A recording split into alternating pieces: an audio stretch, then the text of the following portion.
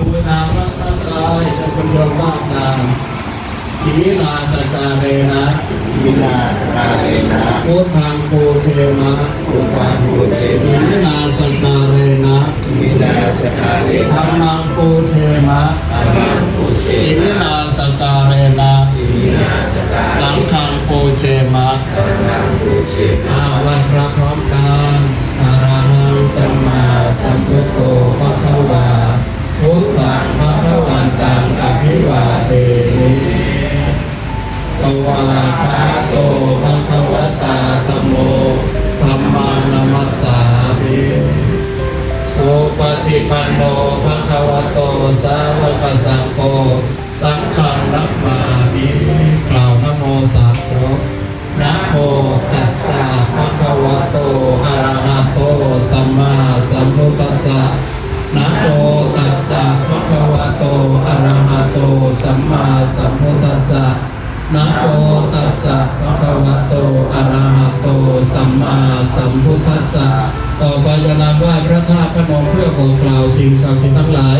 ให้รับรู้รับทราบในการประกอบพิธีอันเป็นมงคลในวันนี้ปุริมายะปุริมายะทักขินายะทักขินายะปัจฉิมายะปัจฉิมายะอุตรายะอุตรายะเอธิมายะเอธิมายะอุปาริมายะอุปาริมายะทิสายะทิสายะกาปนะ กัปปนะ ยิริสมิงยิริสมิงปัคเตปัคเตมหากัสสเปนะ มหากัสสเปนะ หาปิตังหาปิ พุทธตังกุรังพุทธอุ พ รั ระ ง ธาตุงพระธาตุ ศิรสานมามิ ศิรสานามาสุวรรณรัชตัง ราชตั รั ง ตนัง รัต ปณีตัง ปณิตั พุ ง ทธกุรัง พุทธอุ พ รั ระ ง เจติยัง พระเจติ อหังวันทามิ อหังวันทามิ สัพพะทา สัพพะทา ข้าแต่สิ่งศักดิ์สิทธิ์ทั้งหลาย ข้าแต่สิ่งศักดิ์สิทธิ์ทั้งหลาย เทวบุตรเทวดา เทวบุตรเทวดา ที่พิทักษ์รักษา ที่พิทักษ์รัก เจ ษา ดีย์พระธาตุพนม เจดีย์พระธาตุ เจ้าเรือนสามพระองค์ เจ้าราชครูหลวง เจ้าราชกุหลวง โพนสมิทธ โอสมิทธ บูรพาจารย์วัดพระธาตุพนม พระภูมิเจ้าที่ เจ้าแม่ธรณี เจ้าแม่ พญาสตนาคา พญาสัพ พญานาคทั้งเจ็ด พญานาค ที่ดูแลรักษา ที่ดูแลรักษา ปกปักรักษา ปกปักรัก เจ ษา ดีย์พระธาตุพนม เจดีย์พระธา พ ตุ ญามุจลิน พญาพุทธ ที่ดูแลรักษา ที่ดูแลรักษา สาพังทองสาโอราน สาโอร วัดพระธาตุพนม พระธาตุ พระภูมิเจ้าที่ เจ้าแม่ธรณีที่ดูแลรักษา ที่ดูแล อาณาบริเวณคณะบุญยเขต สามัคคีสิ่งศักดิ์สิทธิ์ทั้งหลาย จงรับรู้รับทราบ วันนี้วันเสาร์ที่3 มกราคม 2569 2519 ต้นปีใหม่นี้ ปีใหม่ ข้าพเจ้าทั้งหลาย ได้มีโอกาส ได้มีมีเวลามากราบมาไหว้เจดีย์พระธาตุพนม เพื่อขอศีลขอพร และมีศรัทธาทานุบำรุงพระพุทธศาสนา เป็นเจ้าภาพถวายพระทหารเพลถวายเครื่องไทยธรรม เครื่องใช้ไม้สอย ในวันนี้จึงถือโอกาส บอกกล่าว สิ่งศักดิ์สิทธิ์ทั้งหลายให้รับรู้รับทราบ และมาอำนวยอวยชัย ประทานพร ให้ข้าพเจ้าทั้งหลาย จงอยู่เย็นเป็นสุข ปราศจากทุกโศกโรคเวรภัย ทั้งหลายทั้งปวง อันตรายใดๆ ก็อย่าได้มากล้ำกาย อย่าได้มา ตั้งแต่บัดนี้ ตั้งแต่ เป็นต้นไป เป็นต้น ขึ้นชื่อว่า ชื่อว่าย ากจนเข็นใจ ยากจนเจ็บใจ ด้อยทรัพย์อับปัญญา ได้ทรัพย์ ขออย่าได้เกิด ขออย่า อย่าได้มี แก่ข้าพเจ้าทั้งหลาย แก่ข้าพเจ้า ในการทุกเมื่อ ในการ มีแต่กัลยาณมิตร มีแต่กัลยาณมิตร คิดดีทำดี ที่ดี จะได้ช่วยปกป้อง จะได้ช่วย เชิดชูบูชา เชิ วัดวาพระศาสนาพระพุทธศาสนาให้เจริญยิ่งขึ้นไปอิมานิมยังพันเตพัตตานิไทยธรรมานิเสนาสนานิจาตุปัจจยานิสัพปริวารานิเอโกสังคัสสะโอโนชยามะสาธุโดพันเตเอโกสังโฆอิมานิพัตตานิไทยธรรมานิเสนาสนานิจาตุปัจจยานิสัพปริวารานิปฏิคันหาตุอัมหากังเอียครตังอิตายะสุขายะพันเตข้าแต่พระสงฆ์ผู้เจริญ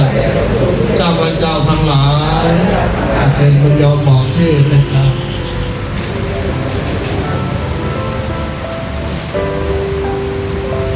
ได้น้อมนำมาแล้วซึ่งภัตตาหารเครื่องไทยธรรมเสนาสนะเครื่องใช้ไม้สอยพร้อมจะตุปัจจัยขอน้อมถวายแด่พระสงฆ์ขอพระสงฆ์จงรับ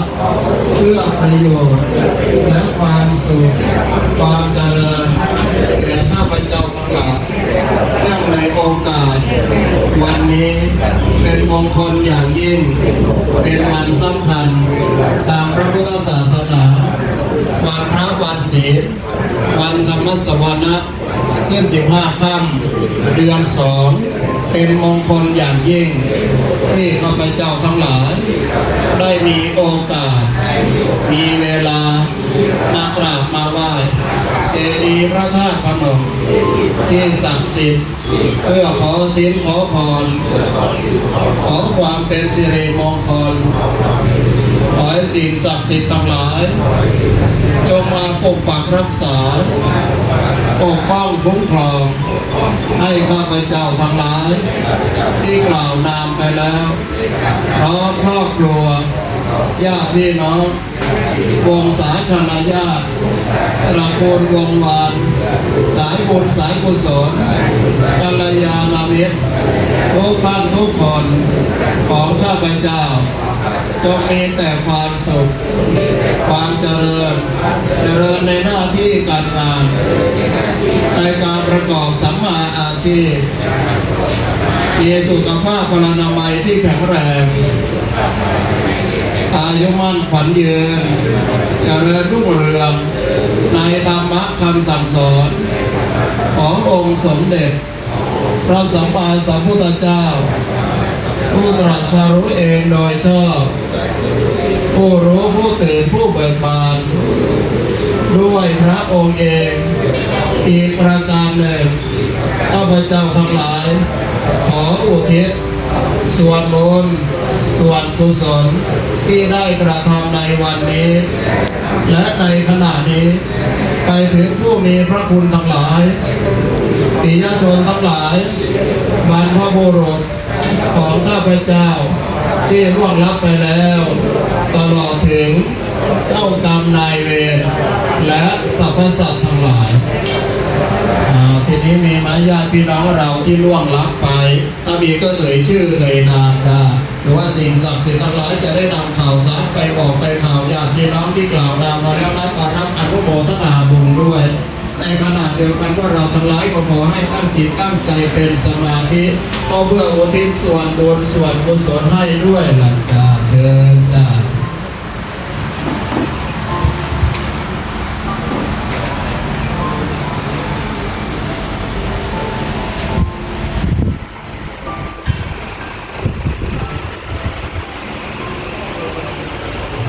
โยมว่าตาหากท่านที่กล่าวนามมาแล้วนั้นไม่สามารถที่จะทราบได้ขอเดชอำนาจสิ่งศักดิ์สิทธิ์ทั้งหลายในสากลโลกและสิ่งศักดิ์สิทธิ์ทั้งหลายที่มีหูแก้วตาทิพย์มีฤทธาศักดาเดชเทวบุตรเทวดาที่เฝ้าพิทักษ์รักษาเจดีย์พระธาตุพนมจงนำข่าวสาร การกุศลไปบอกข่าว ไปบอก ให้ท่านที่กล่าวนามมาแล้วนั้น ให้ท่านที่กล่าวนาม ได้รับทราบ ได้รับ และมารับอนุโมทนา รับอนุโมทนา ซึ่งบุญกุศลผลทาน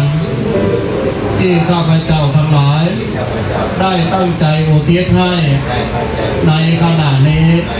หากตกทุกข์ได้ยาก อาบุญกุศล ลำบากเข็นใจ ก็ขอให้พ้นจากทุกข์ ขอให้คนจะ ถ้ามีความสุขแล้ว ขอให้มีความสุข ขอให้มี ยิ่งขึ้นไป สัพเพสัตตา สัตว์ทั้งหลายทั้งปวง ที่เป็นเพื่อนทุกข์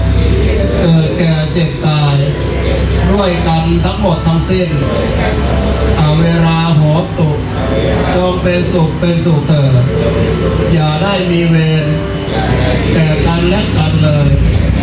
อภยาปชาโหตุจงเป็นสุขเถิด จงเป็นสุข อย่าได้เบียดเบียนซึ่งกันและกันเลยอนีคาโหตุจงเป็นสุขเถิดอย่าได้มีความทุกข์กายทุกข์ใจเลย มีความสุขใจทุกใจ สุขีอัตนังปริหารันตุจงมีความสุขกายสุขใจ มีความสุขกาย รักษาตน ให้พ้นจากทุกข์ภัยทั้งสิ้นเถิด ให้คนจากทุกข์ภัยทั้งสิ้นเถิด ข้าพเจ้าทั้งหลาย ที่กล่าวนามไปแล้ว พร้อมครอบครัว ญาติพี่น้อง วงศาคณาญาติ ตระกูลวงวาน สายบุญสายกุศลกัลยาณมิตรทุกท่านทุกคนของข้าพเจ้า ข้าพเจ้า ขอตั้งสัจจะอธิษฐาน ขอตั้งสัจจะอธิษฐาน อ้างอิงเอา อ้างอิงเอา บุญกุศล บุญกุศล ที่ข้าพเจ้า ที่ข้าพเจ้า ได้กระทำบำเพ็ญมาแล้ว นำบำเพ็ญมาแล้ว ในอดีตที่ผ่านมา ในอดีต และกำลังบำเพ็ญกุศลอยู่ ในขณะนี้ มีถวายภัตตาหารเพลเครื่องทายธรรม เครื่องใช้ไม้สอย ถวายจตุปัจจัย เพื่อทนุบำรุง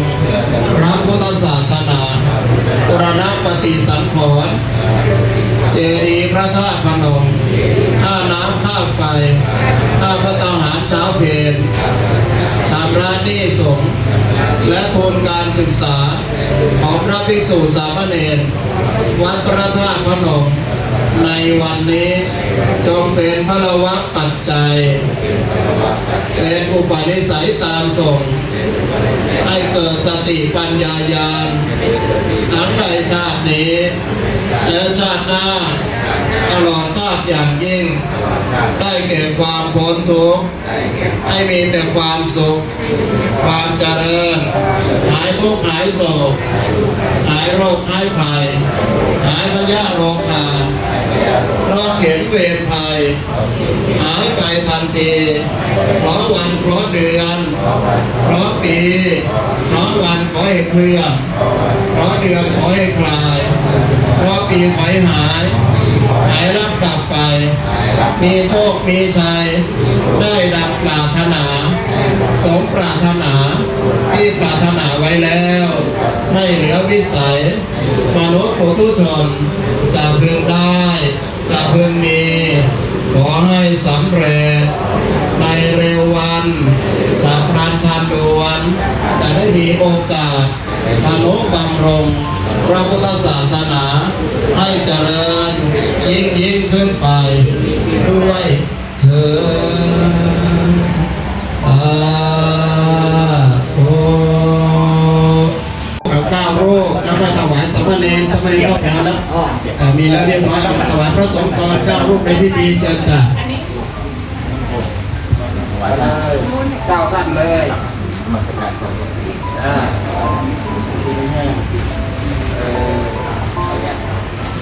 อย่างมะม่วงละทานพ่อนี่เห็นดูบ่ดิ ค่ะเห็นแต่ของโรงงานเป็นมาเองค่ะ ใช่หรอใช่หรอนี่ครับเดี๋ยวผมมาถ่ายโอ้ มันน้ำกระเด็นละค่ะ โอ้คำพูดเป็นนี่ อันเครื่องสวนเครื่องยังเฮ็ดเองปลูกเองเหมือนกล้วยเองค่ะ ก็เชฟขนาดแนะนำไปเที่ยวสวนเด้อ ค่ะได้ค่ะ ลูกปืนมาโต๊ะป่ะลูกปืนมาโต๊ะป่ะ โอ้โหไม่ใช่บ้านนั้นคนไก่สีเป็นไหนขายจ้ะคนไก่ใกล้เด็กเลยละค่ะ อย่าว่าตุ้งสีนะตุ้ง สี สี ใหญ่กว่าแบบคุณเ อย่ามาทุ่งสีคุณเรื่องอะไรบ้านพ่อคู่เนี่ย ที่หันใจตัวอยู่ไหนจ้า ครบแล้วเนาะถวายแล้วเนาะครบแล้วบัดนี้อันเด้อบัดเป็นสามเณรเด้อบัดเด้อซาซาเด้อซาซาเด้อรูปที่หนึ่งสามเณรกัปปนาตโมน เรียนมาต่อมึงก็ได้ไหม รูปที่สองสามเณรธนโชตโมหา รูปที่สามอานนท์บุญเทียม สามเณรฤทธิเดชอินกรช้าๆจะได้ภาพสวยงาม สามเณรภาคินอินทัศน์สามเณรนาประได้ยมเด้อสามเณรอักรินนามประจบสามเณรภูมิทรัพย์บรรจงสามเณรทรงพลผายมสามเณรเมธาวิทย์หนูมาสามเณรกฤษดาแสนวิเศษสามเณรจิรายุทธอานทองสามเณรนิพัฒน์นาสาวังสามเณรทักษิณลำลองสามเณรพิชัยพิพัฒน์สามเณรอภิรมย์พระดีทันพาณิชย์สามเณรธนกรละครจันทร์สามเณรวงศกรเกี่ยวมุกสามเณรจิรชัยเงินอาจสามเณรปัญญากรบำรุงสุขสามเณรสุธินันท์พันธ์บุภาสามเณรจิรวิทย์เพชรดีคายสามเณรตุลาบุตรนามสามเณรชนะชัยปัญญาสามเณรทรัพย์ทวีศรีจันทร์สามเณรสรายุทธอินทรสอนสามเณรพานุวัฒน์เทียงเดชสามเณรนัทพลปัคมาสามเณรอรินวัฒน์เนืองทรายสามเณรนัทวัฒน์นาบุตรสามเณรพิสิทธิพลเชื้อคำฮดสามเณรอภิวัตรเชื้อวังคำสามเณรชัยพลตักเสือสามเณรกสินแก้วเสนาสามเณรนัทวุฒิแท่ฟงสามเณรพีรพัฒน์อภัยพิพัฒน์สามเณรปฏิภาณคิดแดงสามเณรนัทวัฒน์ลาวงเกิดสามเณรอเนกพงศ์สดนามอนส่วนรูปที่หนึ่งรูปสามเณรธนกรเมืองโคตรกลับบ้านไปด้วยนะเราไปด้วยสามเณรภูริพัฒน์เครือจันทร์เราให้สามเณรธนกรเมืองโคตรได้ลูกมีรักพัฒน์อภิพัฒน์กระดาษห้องเดียวกันจะรูประบาดนี่นับตามเขาคู่บอกจะรูปแล้วก่อนมา40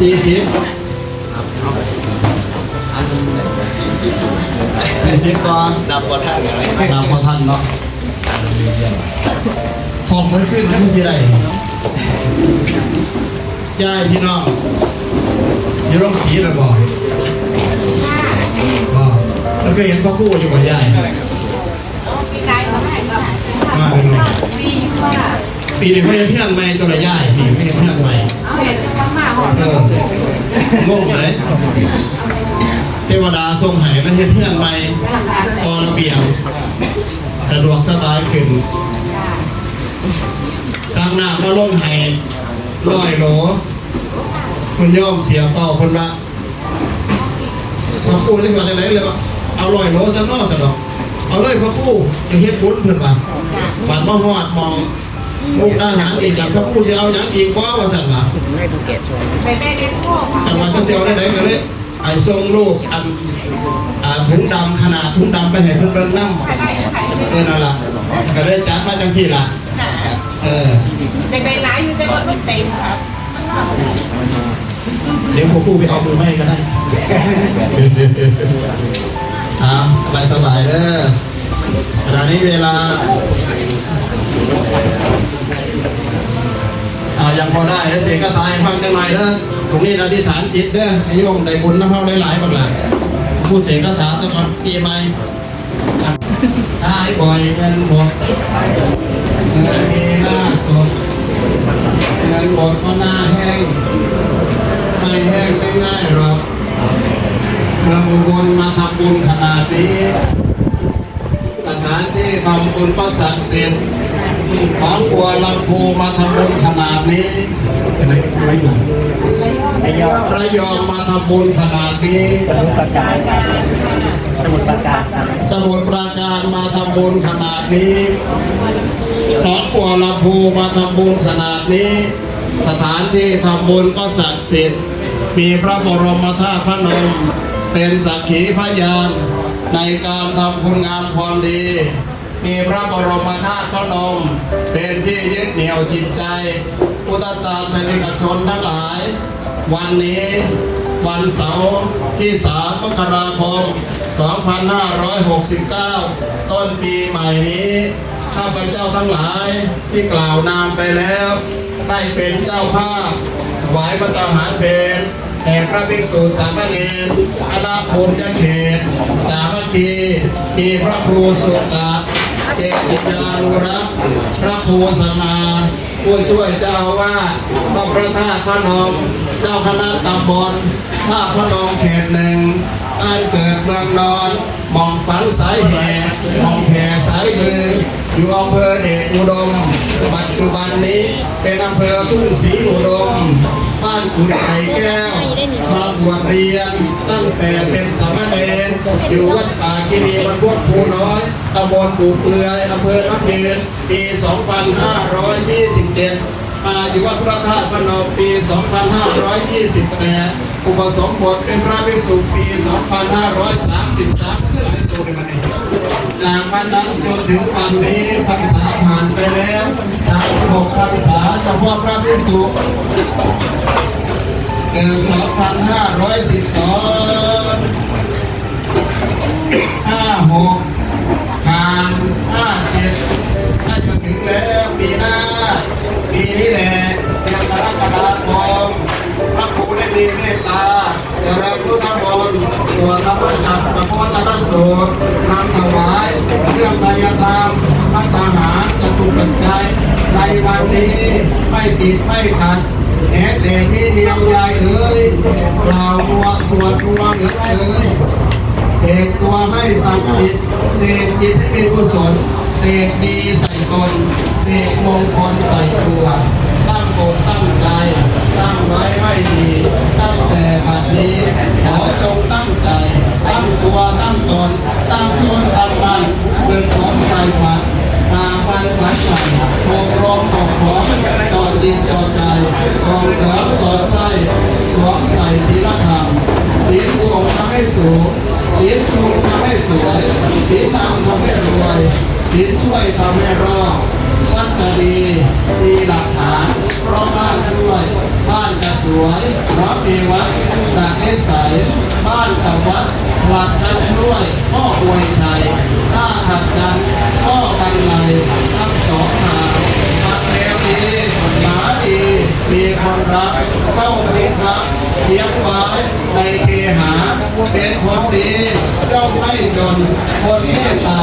บาอุตสาห์สร้างดีไว้ให้คนมอ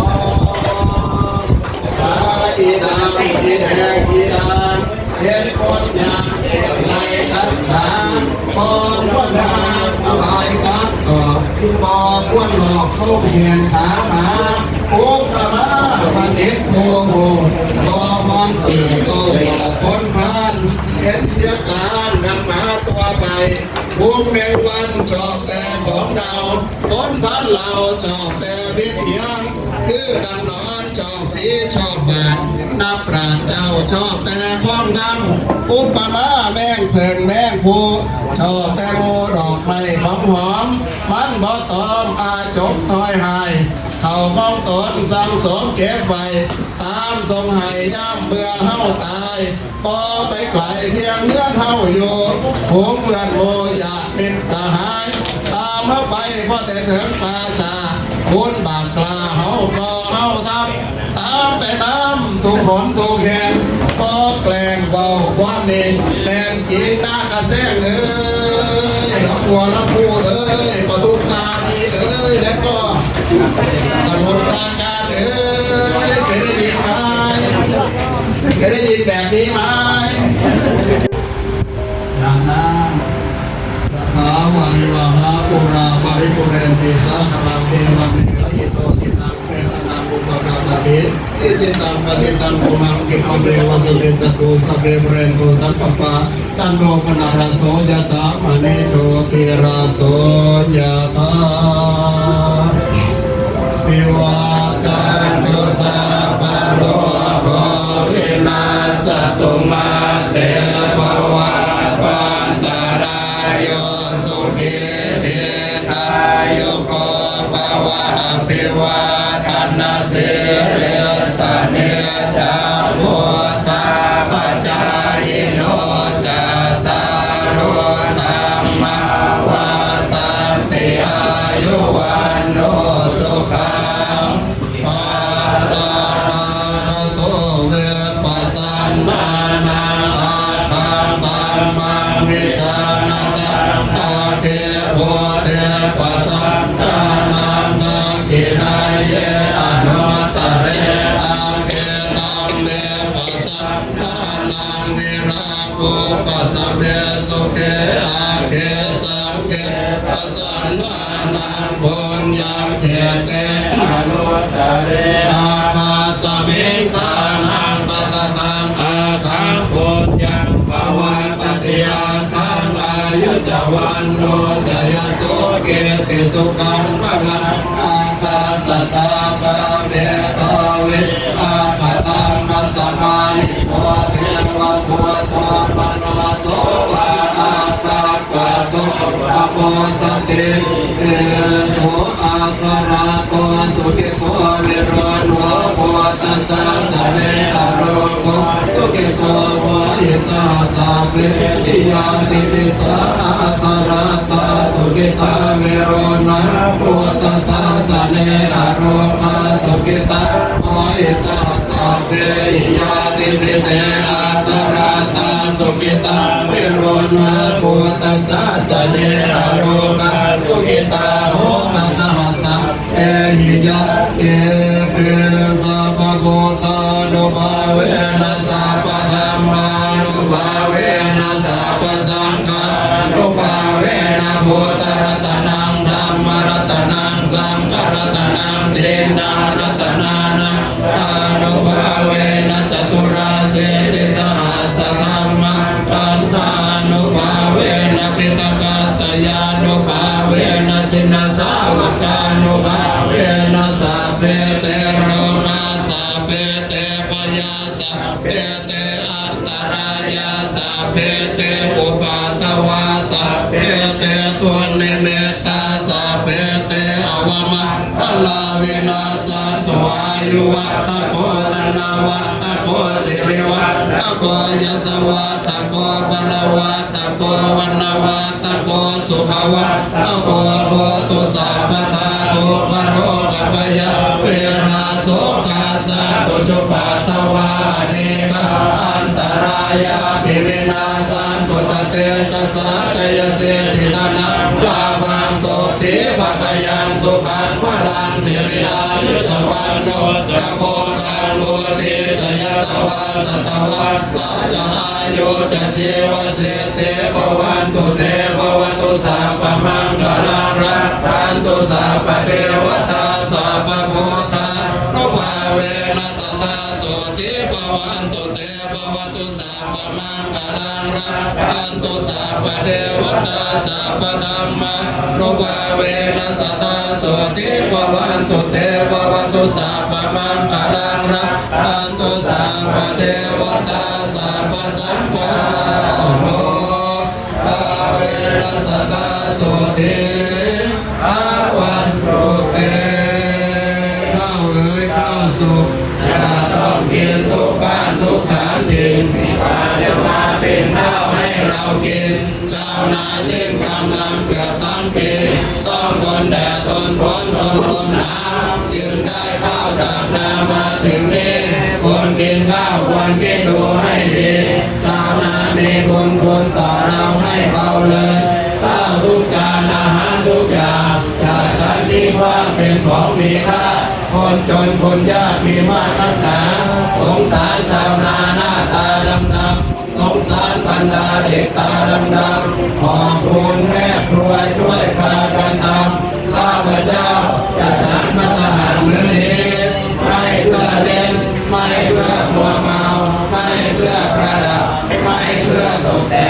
แก่ฉันเพื่อยังอัตภาพนี้ให้เป็นไปและปฏิบัติธรรมจงมั่นคงของการอะระหังสัมมาสัมพุทโธภะคะวา